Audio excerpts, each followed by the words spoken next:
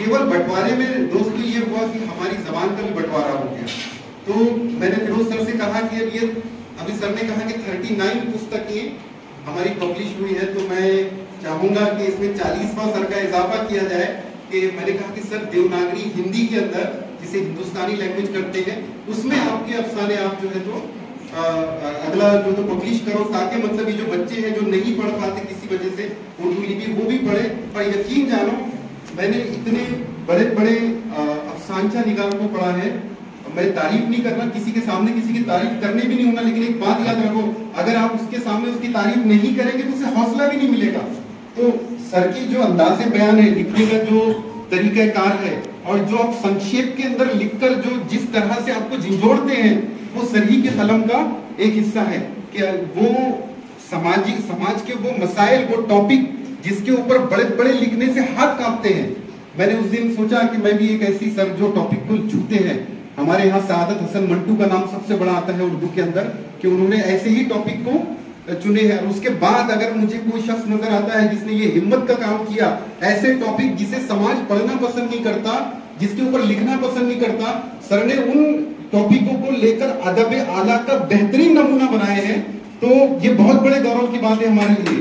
और जो लोग पढ़ते हैं, जो पढ़ेंगे, वो जानेंगे कि क्या खूबसूरती से वाशिम के इस कॉलेज के एक होनहार तालिब इल्म ने, एक टीचर ने और एक राइटर ने वो काम किया है जो रहती दुनिया तक याद किया जाएगा। और मैंने फिर आते आते सर को ये भी कहा कि एमए का हमारा जो सिलेबस है उसके अंदर एक पर्टिकुलर एक सब्जेक्ट को मैं कहा कि सर अपन ऐड करते हैं और आपकी किताब को उसके अंदर शामिल करते हैं। तो इंशाल्लाह वो काम भी अगले इसमें होगा कि सर की ये किताब आपके एमए के सिलेबस के अंदर भी आएगी और आपको और बेहतर तरीके से उसको पढ़ने का मौका मिलेगा। वक्त ज्यादा नहीं है, मैं अपनी नेक तमन्नाओं के साथ सर को मुबारकबाद देता हूँ कि सर और भी।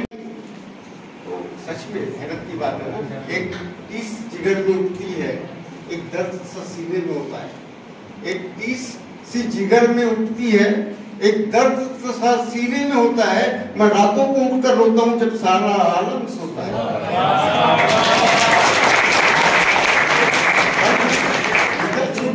कहानियां हैं और हर साल हमारी मैगजीन में भी छपती, लेकिन क्या करें आप मैगजीन पढ़ते नहीं और आपकी मैगजीन में हम लिखते नहीं। बड़े ढूंढ कर लाने सर, मैं रुकिया मैडम आपके पास जाते हैं और आपसे कलेक्ट करते हैं कि लिखो लिखो, और हमको मैगजीन छापना है कॉलेज का एक मैगजीन छपता है और बहुत उम्दा और बहुत ही जबरदस्त, बहुत अच्छा छपता है। उसमें सब लिखते हैं कविताएं, देखिए कविताएं और कहानियां हम लिखते हैं तो एक्चुअल में वही लिखता है जिसमें नम्रता रहती है। ऐसा नहीं, जो लिखता है उसमें नम्रता आ जाती है। अगर आप लिखेंगे तो आप में नम्रता आ जाएंगी, आप में प्यार आ जाएगा, आप में मोहब्बतें आ जाएंगी। और ना दूसरे साइंस के और टेक्नोलॉजी के सब्जेक्ट पढ़ के आप पत्थर दिल बन जाएंगे। पत्थर दिल अच्छा नहीं होता, अच्छा नहीं होता, मोहब्बतें होनी चाहिए। तो मैं मेरी कहानी सुनाता हूँ, लेकिन इन कहानियों को मैंने सुना सुना के इतना बता दिया, किसको, डॉक्टर दामोदर सर को, डॉक्टर दामोदर सर को, डॉक्टर तनपुरे सर को, डॉक्टर लांडे सर को, डॉक्टर पट्टीवासु सर को मैं मेरी कहानियां सुनाता था और इसमें तोड़ मरोड़ और काट छाट करते थे, तब जाके ये कहानी बनी मेरी और ये किताब छपी। तो इतने सालों में मैंने इनको सुना के इतने इनके कान पका दिया और उसका रिफ्लेक्शन ये है कि आपके सामने ये मेरी एक पुस्तक है। इससे पहले मेरी छपी थी, तो जब मैं आपकी जैसी था, आपकी उम्र का था, थोड़ा सा मैच्योर हुआ तो गुलजार अदब अपने कोर्स की किताब समीक्षा की एक नावल है, उपन्यास, आपने पिक्चर भी देखा होगा, तो उस पर उसकी समीक्षा किया था और बहुत सारे उसमें। अभी दूसरी कहानी की किताब, लोककथा की किताब, इसमें 116 कहानी, छोटी छोटी कहानी। तो मैं एक कहानी सुनाता हूँ आपको, फिर उससे समझ में आएगा आपके कि लघु कथा क्या होती है।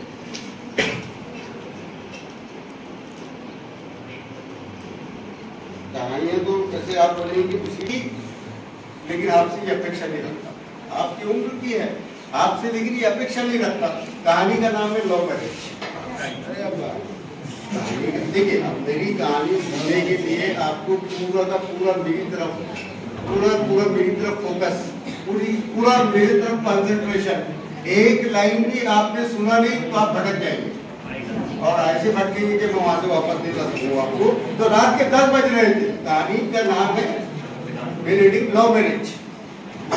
रात के 10 बज रहे थे, उसकी बेटी कॉलेज से अभी तक घर नहीं आई थी। उसने अपनी बेटी की तमाम सहेलियों और रिश्तेदारों के घर कॉल किए, लेकिन उसका कहीं अता पता नहीं मिला, सुराग नहीं मिला। मजबूरन वो पुलिस स्टेशन रिपोर्ट लिखाने गया। वहां मालूम हुआ कि उसकी बेटी ने आज ही कोई लड़के से लव मैरिज, रजिस्टर मैरिज की है। वो परेशान हाल घर आया और छत को टिकटिकी बांधे देखता रहा। उसे अपना माजी याद आ गया। उसकी आंखों में अफसोस के, परेशानी के आंसू टपकने लगे, क्योंकि बरसों पहले उसने भी लव मैरिज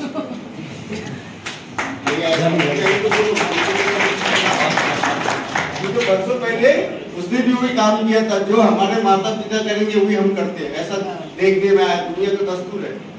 जो बोए हाँ। तो एक और दूसरी कहानी सुनाता हूँ आपको।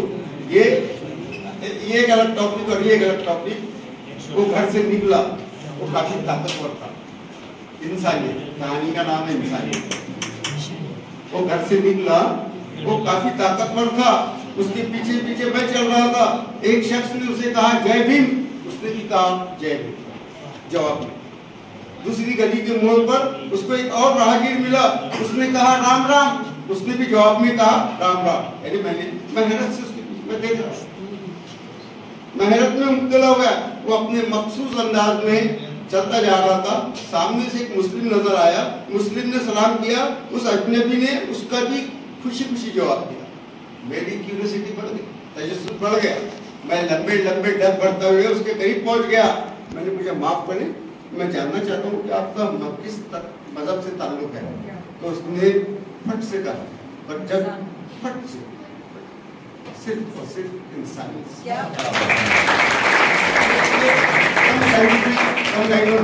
एक आखिरी और तीसरी कहानी सुना देता हूँ, लेकिन इसमें आपका भी साथ चाहिए। कहानियां तो बहुत है, आपको इतनी छोटी कहानी है कि आप भी वो समझ रहे हैं कि बात को। अब ये तीसरी कहानी मायूसी है। मायूसी है, और देखिए ये कहानी मुझे सबसे ज्यादा पसंद आती है, इसलिए मैंने इसके फोटो खींच के किताब में से रखा हूँ। तो मैं सुनाऊंगा आपको और ये सुना देता हूँ आपको कि हर दिन की तरह आज भी सूरज अंगारे बरसा रहा था। देखिए एक भी लाइन आपकी सुना नहीं तो आप भटक जाएंगे। हर दिन की तरह आज भी सूरज अंगारे बरसा रहा था। हर किसी का चेहरा आसमान की तरफ देखकर मुरझा जाता था। हालत लाचारी और बेबसी के हो गए थे। न आसमान से बारिश आ रही थी, न जमीन से पानी निकल रहा था। हर शख्स एक दूसरे के पापों की याद दिला रहा था और उनके पापों की प्रायश्चित करने के लिए कह रहा था। तो होली को कौन डाल सकता है? पानी की किल्लत शायद पापों का प्रायश्चित। ठीक है। अचानक माहौल में एक शोर पैदा हुआ। अचानक माहौल में एक शोर पैदा हुआ। एक शख्स ढोल बजाते हुए चिल्ला चिल्ला कर कह रहा था, ढोंडी ढोंडी पानी दे, ढोंडी ढोंडी पानी दे। बोलिए मेरे साथ, ढोंडी ढोंडी पानी दे। हाँ वही की आवाज में बोलिए, ढोंडी ढोंडी पानी दे, ढोंडी ढोंडी पानी दे। चिल्ला चिल्ला के कह रहा था, ढोंडी ढोंडी पानी दे। और अचानक माहौल में ढोंडी ढोंडी पानी दे। राहगीर और दुकानदार उसको पैसे डालते जा रहे थे और वो अपनी झोली में डालते जा रहा था और खुशी खुशी पैसे डालने के बाद में चिल्लाते हुए जाता था, ढूंढी ढूंढी पानी दे, ढूंढी ढूंढी पानी दे। आधी रात को जब वो घर आया लौट के, तो वहाँ चिल्लर पैसे जमीन पर बिखरे पड़े थे उसके, और वो देख रहा था उनको और खुशी खुशी देख रहा था कि अचानक ही जोरदार बिजली कड़की और बादल गरजे और उसी के साथ मूसलाधार बारिश शुरू हो गई। और अब उसके चेहरे पर मायूसी, उदासी, अब उसके चेहरे पर मायूसी की उदासी थी, जबकि पानी तो बरस गया था। वो तो मांग रहा था ना, ढूंढी ढूंढी पानी दे। लेकिन ये सच है कि हम दिखते कुछ और है, नजर कुछ और आते हैं, लेकिन हम अंदर से कुछ और लगते हैं। ऐसे ही उसका बिजनेस था, बिजनेस में पैसे मांगा और उसका सुना भी ऊपर वाले ने, और बारिश भी हो गई, लेकिन उसका व्यापार ठप हो गया, व्यापार उसका बंद हो गया। ठीक है, थैंक यू वेरी मच। बहुत है, मैं चाहता हूँ अभी सम्मेलन के भी आनंद में मुशायरे के लिए दूर से मेहमान आए हैं, तो ये भी सुनाएंगे। मैं उन्हें कविता तो नहीं पढ़ूंगा। हाँ, एक एक शेर सुना देता हूँ कि ये जो सोच से भरूं मैं मेरी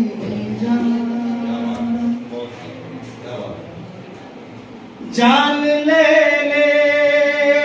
न मेरी तेरा हम आ भी जा लौट के मेरे हमदम भीगा भीगा है मद भरा मौसम चंद लम्हे ही साथ में जी लूं मैं मेरी जान गजल आ तेरी माँ सितारों से भरूं मैं मेरी जान मेरी चाहत की कहानी तू है मेरी चाहत की कहानी तू है यानी अनमोल निशानी तू है मेरी गजलों की रवानी तू है इस हकीकत का मैं इकरार करूं है मेरी जान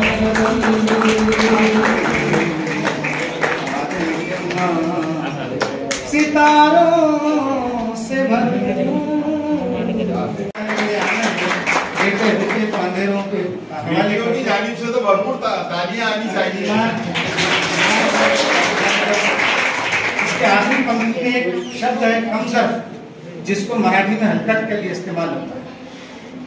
हल्का ही बोलते ना उसका हम वजन है वो शेर का वजन नहीं गिरेगा मराठी में हलकट कहेंगे उसे कमजर को।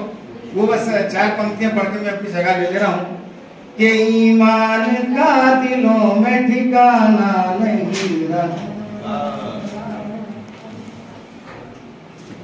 ईमान का दिलों में ठिकाना नहीं रहा खुश रंग जिंदगी का फसाना नहीं रहा। और इस तरह के मित्र इस तरह के दोस्त हर किसी के साथ में ऐसा होते रहता है कि मैंने अपनी जिंदगी का तजुर्बा बयान किया है कि ईमान का दिलों में ठिकाना नहीं रहा खुश रंग जिंदगी का फसाना नहीं रहा। कम ज़र्फ़ दोस्तों को गले मत लगाइए कम ज़र्फ़ दोस्तों को गले मत लगाइए सांपों को पालने का जमाना उन्होंने मारे थे मुझे लेकिन जो दिल पे लगा आकर वो दोस्त ने मारा था जो दिल पे लगा आकर वो दोस्त। बड़ी खूबसूरत गजल आपने बड़ी मीठी आवाज में करीम दुर्वेश साहब से सुनी है। किसी ने कहा है ना कि गजल हमारी अगर बेनकाब हो जाए गजल हमारी अगर बेनकाब हो जाए अच्छे अच्छों का खाना खराब हो जाए तो अच्छे अच्छों का खाना खराब हो जाए। गजल के कई रूप होते हैं गजल के कई तेवर होते हैं दोस्तों वही तेवर वही रूप आपको यहाँ मिलेंगे सुनने को। आइए मैं उर्दू के शायर के बाद हमारी मराठी जबान की मशहूर शायरा जिनका पूरा नाम लिया जाता है शायरी की दुनिया में मैं उन्हें सुरेश भट्ट के शेर से आमंत्रित करता हूँ माइक पर कि मी पान वाड़ ले ले पान्यात वाह नारे मी पान वाड़ ले ले पान्यात वाह नारे उड़ता ही येत नाही बुड़ता ही येत नाही उड़ता ही येत नाही बुड़ता ही येत। आइए भरपूर तालियों से स्वागत कीजिए डॉक्टर सुनीता औचार मैडम का। मैं यहाँ बड़े पाणठेल्याजवळ उभं राहून ओढावा एखादा सिगरेटचा कश वाटते पाणठेल्याजवळ उभं राहून ओढावा एखादा सिगरेटचा कश आणि धुराबरोबर सोडावी बाई असण्याची घुसमट आणि धुराबरोबर सोडावी बाई असण्याची घुसमट वाटते घ्यावा सिग्नेचरचा पेग आणि एवढं उपडी कोंडलेल्या विचारांची चाणी केलेल्या पिढ्या गप बसवलेल्या मनाची वाटते डिस्टॉर्ब करून पाहावं का सेकंडसाठी मी बाईकवर वाटते कसलीही बाईपणाची सर मांस बनवून टाकून दिलेल्या आणि नग्न बिंद काढून अपमानित झालेल्या हुंड्याच्या आगीत होरपडलेल्या क्षणाला डेड आयुष्य जगलेल्या वाटते खरंच इतकं स्वस्त आहे का बाईपण वाटते खरंच इतकं स्वस्त आहे का बाईपण तिच्या कागद के तुकडे में तिची सृजनशीलता सरोगेट केली जाते भाडे तत्वावर सरोगेट केली जाते तिच्यापाशी सृजनशीलता जन्मच घेऊन येईल का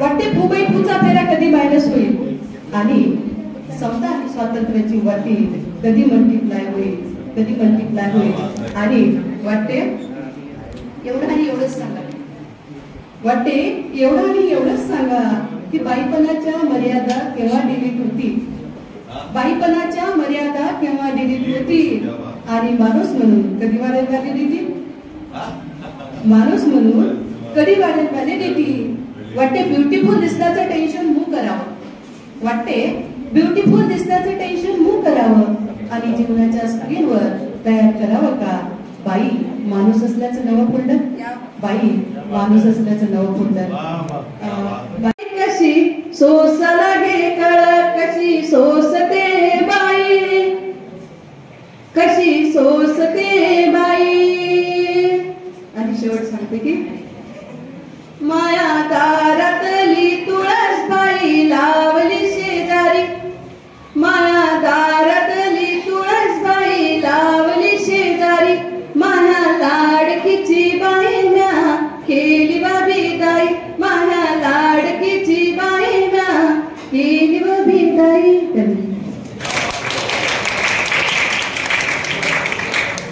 बहुत खूब मैडम बहुत अच्छा आपने पढ़ा बहुत अच्छा आप लोगों ने सुना दोस्तों अल्फाज पाहणे तसेही कोणी गैर मानू पाहणे तसेही कोणी गैर मानू मला छंद झाला तुला पाहण्याचा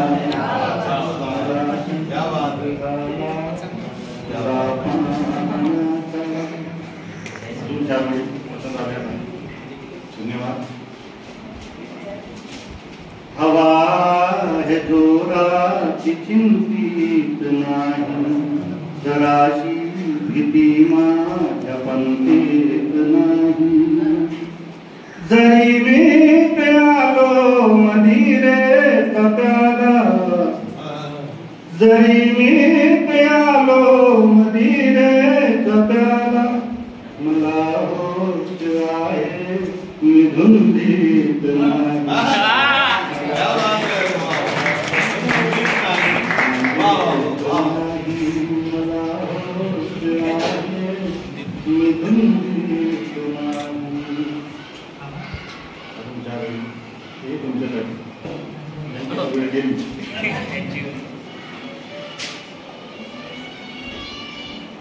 मी तुला तू मला आवडू लागले मी तुला तू मला ऐकून घे एवढा खुश होऊन मी तुला तू मला आवडू लागले मी तुला तू मला आवडू लागले प्रेम असते कसे ते करू लागले मी तुला तू मला आवडू लागले प्रेम असते कसे ते करू लागले प्रेम असते कसे ते करू लागले छंद आहे खरे बोलण्याचा मला छंद आहे खरे बोलण्याचा मला माफ कर बोलणे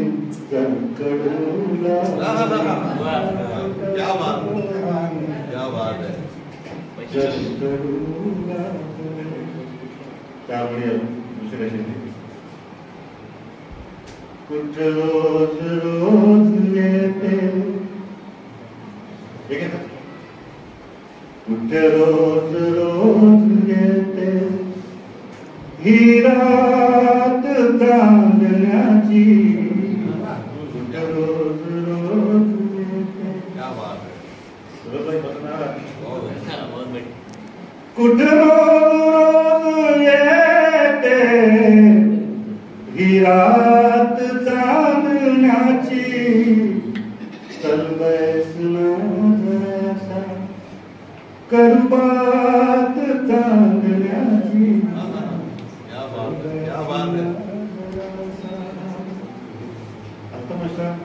बहुत बड़े निवेदक हैं, उनके संचालन करते हैं. इनके शेर और शायरी सुनकर हम भी शायर बने हैं. मोटिवेशनल शायरी करते हैं, उस्ताद शायर है. इनके लिए जोरदार ताली. ठीक है. शम्स गीत आहे. चालू डोंगरेती नदी सागरेती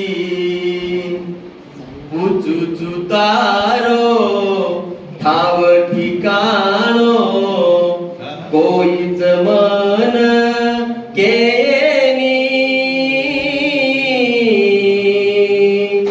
रुडी मारे आजो रुडी मारे आजोनी आभाळ गर्ज मेघ बरस रिमझिम पड पाणी. आभाळ गर्ज मेघ बरस रिमझिम पड पाणी. वाट तारी देख रोचू आजोय मारी सजनी. उचुचु तारो ठाव ठिकाणो कोणीच मला सांगेना. ए माझा सजना ए माझ्या मोहना. आता मराठी. आपण सर्व शेतकऱ्यांची मुलं आहोत, म्हणून या माती मध्ये उगवलेली ही कविता माझ्या तमाम शेतकरी बांधवाला मी समर्पित करतो. यामध्ये तुमच्या आमच्या मायबापाच्या हाडाचे काळ रक्ताचे पाणी करणाऱ्या मायबापाचे या ठिकाणी व्यथा वेदना या ठिकाणी दिसेल कदाचित. कवितेचं नाव आहे माझा बाप शेतकरी. डोळ्यातील सपान डोळ्यातच विरते. डोळ्यातील सपान डोळ्यातच विरते. महाबाप शेतकरी येते उपाशीच मरते. डोळ्यातील सपान डोळ्यातच विरते. महाबाप शेतकरी येते उपाशीच मरते. नाही अंगात सदरा नाही अंगात सदरा जीव उन्हात आठतो.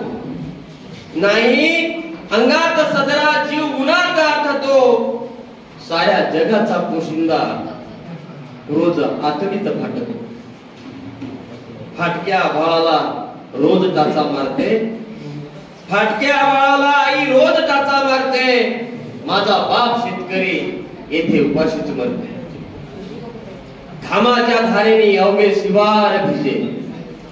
घामाच्या धारेने अवघे शिवार भिजे. घरी रिकामीच दुर्डे लेख भुकेला निजे. संसदेच्या कुरणात तिकडे दलाल चरते. माझा बाप शेतकरी इथे उपाशी मरते. मीठ नाही पीठ नाही नाही घरी चारा पाणी. मीठ नाही पीठ नाही घरी नाही चारा पाणी. गुलाबी ओठांना छळे रोज दारिद्र्याची गाणे. हे चिकन तंदुरी सोबत रोज हे चिकन तंदुरी सोबत पेन वाईटचा मारते. माझा बाप शेतकरी येथे रोज उपाशी मरते. बैल जोडी कर्जात आणि व्याजात जाते काय. बैल जोडी कर्जात आणि व्याजात जाते काय. बिमारीत खंताना डोळे मिटून घेते माय. देणं सावकारी त्याच्या पाचवीलाच पुजते. देणं सावकारी त्याच्या पाचवीलाच पुरते. आणि माझा बाप शेतकरी इथे रोज उपाशी मरते. निसर्गही धरतो त्याच्या सुखासोबत कट्टी. निसर्गही धरतो त्याच्या सुखासोबत कट्टी. सरकारही बांधून आहे डोळ्याला गांधारीची पट्टी. गोफणीचा नेम आता दिल्ली मुंबईचा निशाणा करते. माझा बाप शेतकरी येतो रोज उपाशी मरते. शेवटची कडव आहे. कौरवाच्या चक्रव्यूहात, कौरवाच्या चक्रव्यूहात अभिमन्यू आणि फसला. हल्ल्याच्या असताना तुनी बिचारा दूध काढत बसला. कौरवाच्या चक्रव्यूहात अभिमन्यू आणि फसला. हल्ल्याच्या असताना तुन बिचारा दूध काढत बसला. नांगराचे फाळ नक्कीच आता लुटारूंना चिरते. माझा बाप शेतकरी बघतो आता कसा उपाशी मरते. माझा बाप माझ्या पत्नीने आणि तुम्हा तरुणांसाठी आता सादर करतोय. नव्हतं आपल्यात काही नातं, नव्हतं आपल्यात काही नातं की तू गेली म्हणून मी रडावं. नव्हतं आपल्यात काही नातं की तू गेली म्हणून मी रडावं. नव्हतंच आपल्यात काही की तू गाव सोडलं म्हणून मी जग सोडावं. तू झाडत झाडत रोज अंगणामध्ये यायचीस, तू झाडत झाडत रोज अंगणामध्ये यायचीस. वळून वळून माझ्याकडे कितीदा तरी पाहायचीस. मी नाही दिसलो तर कावडी बावडी व्हायचीस. मीही खोटं बोलत नाही, मीही खोटं बोलत नाही. तू झाडत असताना मी तुझ्याकडे एकटक बघायचो. तू माझ्याकडे पाहिले की उगीच शहाण्यासारखा वागायचं. मीही खोटं बोलत नाही. तू झाडत असताना मीही एकटक बघायचो. तू पाहिले माझ्याकडे की उगीच शहाण्यासारखा वागायचो. तुझ्याबद्दल मित्रांना तेल मीठ लावून सांगायचो. खिडकीत उभे राहून तुझे ते केस मोकळे सोडणे, गुलाबी असले की गालावर खळी पडणे, रागावले कधी की रागाने नाक मुरडणे, सगळेच कसे मला अगदी होऊन जायचे. तुला असायचे सांगायचे बरेच काही, पण मनामध्येच राहून जायचे. मी गच्चीवर आलो की तूही गच्चीवर यायचीस. निमित्त असावे काही म्हणून तांदूळ निसायला घ्यायचीस. 4-2 चिठ्ठ्याही तू माझ्या नावे लिहिल्या. डिग्रीच्या कागदापेक्षाही मी त्या जपून ठेवल्या.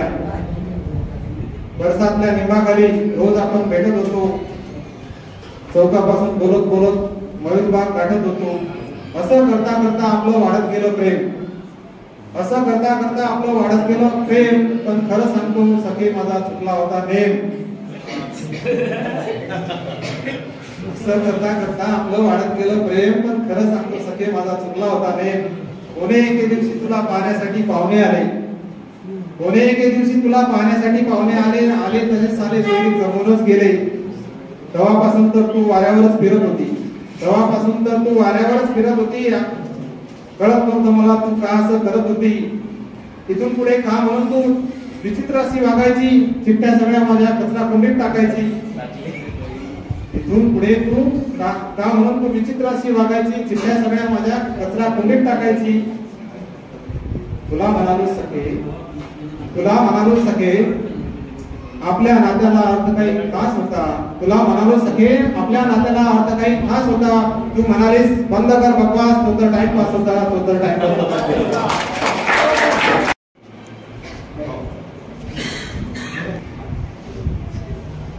मला कविता म्हणायची होती, पण कविता झालेली आहे. आणि भाग्य असं लागलं की आज उर्दू शायरांच्या याच्यात आम्हाला कविता सादर करण्याचा एवढा योग जुळून आणला. मी पूर्ण स्टॉपचे आणि संचालक सरांचे प्रथमतः आभार मानते. मी बाप कविता नंतर ऐकवते, पण एक नवीन जन्म आलेली एक रचना ऐकवते. आम्हाला आवाज दिला नाही निसर्गाला. लिहायला शब्द भरपूर दिले पण आवाज दिला नाही. आवाज निसर्ग कोणाकोणाला चांगल्या चांगल्या व्यक्तींना देत असते. आम्हाला गळा नाही दिला, दंड दिला, म्हणून मी वाचून दाखवते. त्या घटनेला जबाबदार कोण आहे. त्या घटनेला जबाबदार कोण आहे. मी तर हल्ली पाळलेले मौन आहे. मी तर हल्ली पाळलेले मौन आहे. विटाळ होतो जणू नाव घेतल्याने. विटाळ होतो जणू नाव घेतल्याने. संविधानामुळेच हा सन्मान आहे. संविधानामुळेच हा सन्मान. त्या घटनेला जबाबदार कोण आहे. ठेवली पाहिजे एक प्रत राखून. ठेवली पाहिजे एक प्रत राखून. खास म्हणजे तोच आपला प्राण आहे. त्या घटनेला जबाबदार कोण आहे. मी तर हल्ली पाळलेले मौन आहे. लावले अस्तर कुणी जिंदगीला. लावले अस्तर कुणी या जिंदगीला. माणसाचे भलतीकडेच ध्यान आहे, त्या घटनेला जबाबदार कोण आहे? मी तर हल्ली पाळलेले मौन आहे. चला म्हणालो त्या तळ्याचे पाणी चाखू. सर चला म्हणालो त्या तळ्याचे पाणी चाखू. अजून कशी डोक्यात या घाण आहे, या घटनेला जबाबदार कोण आहे? मी तर हल्ली पाळलेले मौन आहे.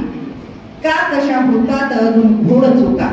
सर टोटगावकर सर, का कशा होतात अजून घोड चुका? घटना ही भारताची शान आहे, त्या घटनेला जबाबदार कोण आहे? मी तर हल्ली पाळलेले मौन आहे. सुटले वादळ गाव सुन्न झाला. सुटले वादळ हे गाव सुन्न झाले. बघा जरा इथेच हिऱ्याची खाण आहे, त्या घटनेला जबाबदार कोण आहे? मी तर हल्ली पाळलेले मौन आहे. बसले तर ढोंगी सारे ठाण मांडू. बसले तर ढोंगी सारे ठाण मांडू, म्हणून हल्ली मस्तकाला ताण आहे. बसले तर ढोंगी सारे ठाण मांडून, म्हणून हल्ली मस्तकाला ताण आहे, त्या घटनेला जबाबदार कोण आहे? मी तर हल्ली पाळलेले मौन आहे. धन्यवाद. मी एक बापाची रचना म्हणू का सर? बाबा अलग रसायन सल महिने घालू घालू, तूही केली बरोबरी. सल महिने घालू घालू, तूही केली बरोबरी. ऊन वारा असो पाणी राब राबे शेतावरी. ऊन वारा असो पाणी राब राबे शेतावरी.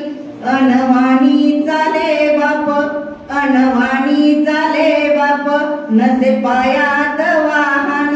तुले शिकवाया बाळा कष्ट उपसले त्यान.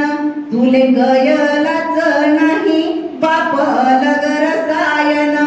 फुकट कपडा लत्ता भारी, समधी शाळाची तयारी. फुकट कपडा लत्ता भारी, समधी शाळाची तयारी. असे कामाच पिस नाही सण नाही वारी. असे कामाच पिस नाही सण नाही वारी. तुले साहेब कराच, तुले साहेब कराच, त्याच्या डोळ्यात सपन. तुले गयलाच नाही बाप अलग रसायन.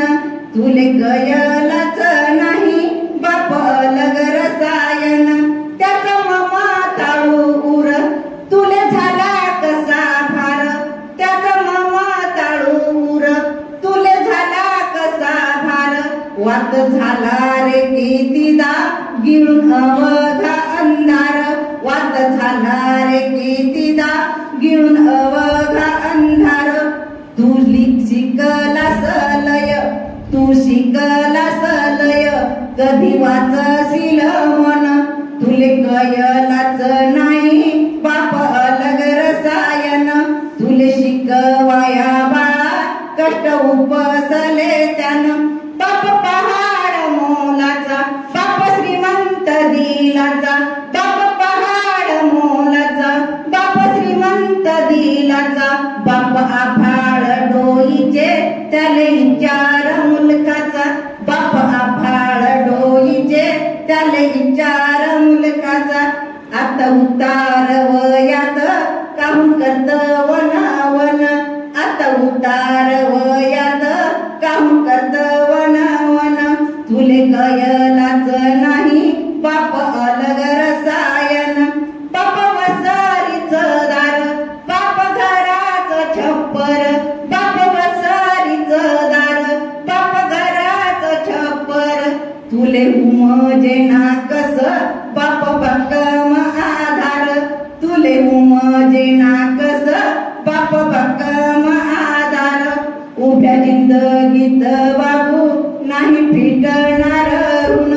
उभ्या जिंदगीत बाबू नाही फिटणार ऋण. तुले गयलाच नाही बाप अलग रसायन. तुले शिकवाया बाळा कष्ट उपसले त्यान. पाहून हाताचे या घट्टे काही उभ्या उभ्या पेटे. पाहून